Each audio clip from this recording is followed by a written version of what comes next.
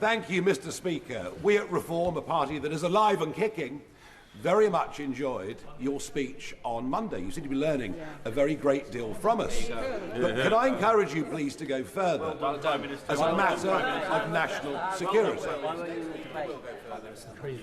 As a matter of national security. Over the weekend, an illegal immigrant from Iran, who we believe came by boat, was arrested in the north of England on serious charges of terrorism.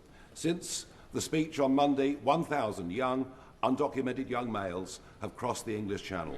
Does the Prime Minister agree now is the time to declare the situation in the English Channel as a national security emergency? It wasn't my speech, it was the Prime Minister's. Mr. Speaker, the situation is serious. The last government lost control of the borders. We are taking powers.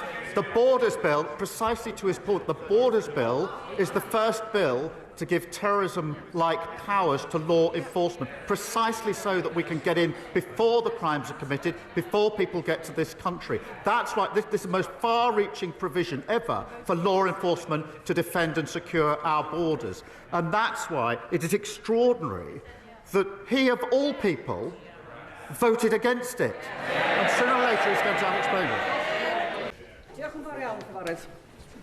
This Prime Minister once spoke of compassion and dignity for migrants and for defending free movement. Now he talks of islands of strangers and taking back control. Somebody here has to call this out, Mr. Speaker. It seems the only principle he consistently defends is whichever he last heard in a focus group. So I ask him, is there any belief he holds which survives a week in Downing Street? Yes, the belief that she talks rubbish. Mr. Speaker, Mr. Speaker, I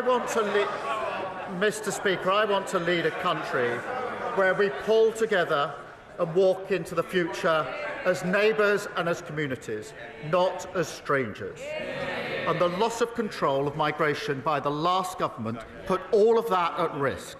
And that's why we're fixing the system based on principles of control, selection and fairness. Mr. Speaker, the Prime Minister needs to listen to business. You cannot have employment rights without employment. Labour always forgets that it is not government that creates growth, it is business that creates growth. And businesses are closing, and they are blaming him and his Chancellor. There are 100,000 fewer jobs, Mr. Speaker. Hospices, charities, nurseries, they are facing bills from the jobs tax that they cannot afford. Even the unions say workers are being thrown on the scrap heap. And all of this before his unemployment bill makes hiring even more expensive. When will he admit that Labour isn't working? Mr. Speaker, she says we should listen to She should listen to business. I will have the last... Prime Minister. Mr. Speaker, she should listen to business. They're in favour of our trade deals. The India deal, fantastic deal. Tariffs on cars cut to 10%. Whiskey and gin, tariffs halved. £4.8 billion into our economy. What does she say she'd do with the India deal? She wants to rip it up. The US deal that saves thousands upon thousands of jobs. What does she want to do? She wants to rip it up. The EU deal, good for our economy. She's not going to even wait to see what it says. She absurdly says she's going to rip it up. It is so unserious. She even was reduced last week to calling the Indian government, accusing them of fake news. No wonder she did so badly as a Trade Secretary. Mr. Speaker, the project for them is over. They're sliding into oblivion. They're a dead party walking. That reply, it's a good first step, but we'll still be seeing people earning more in Amazon warehouses and supermarkets than care homes, and that will mean our loved ones going without the care that they need. But turning to the Middle East now, Mr. Speaker, for more than 10 weeks, Israeli forces have blocked food, water and medicine getting into Gaza. There is now a humanitarian catastrophe with 2 million people at risk of famine and 1 in 5 facing starvation. Rather than ending this crisis, the Netanyahu government is planning to seize all Gaza indefinitely.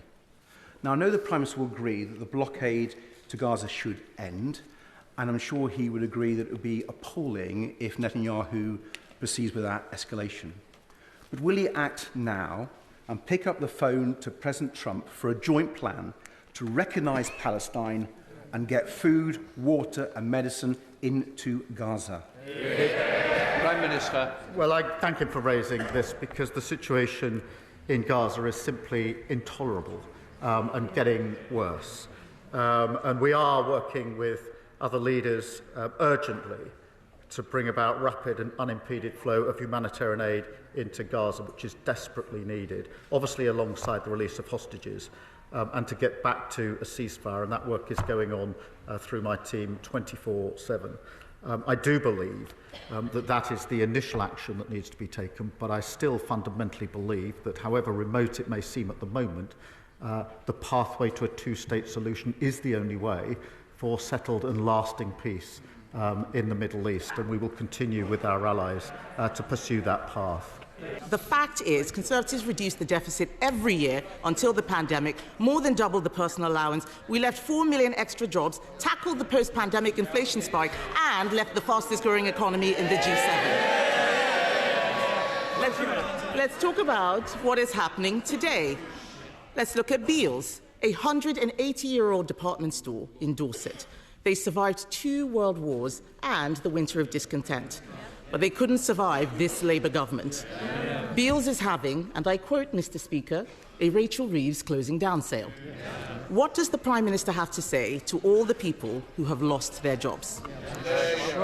Mr. Speaker, nobody wants to see job losses, but she must be the only person left in the country who thinks the economy was booming after the last government. We've created new jobs, record investment, trade deals that they tried. The India deal, I think they tried for 8 years and failed. We did that deal. They talked about a US deal. We did that deal. We tend to get a stronger relationship with the EU. The former trade minister must be the only former trade minister who's against all trade deals which boost our economy. She says she's against the India deal, even though it's got the same provisions she put on the table.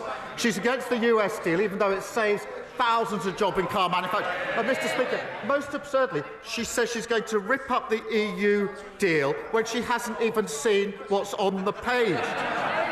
They're reduced to a brain rot. A once great political party is sliding into brain-dead oblivion.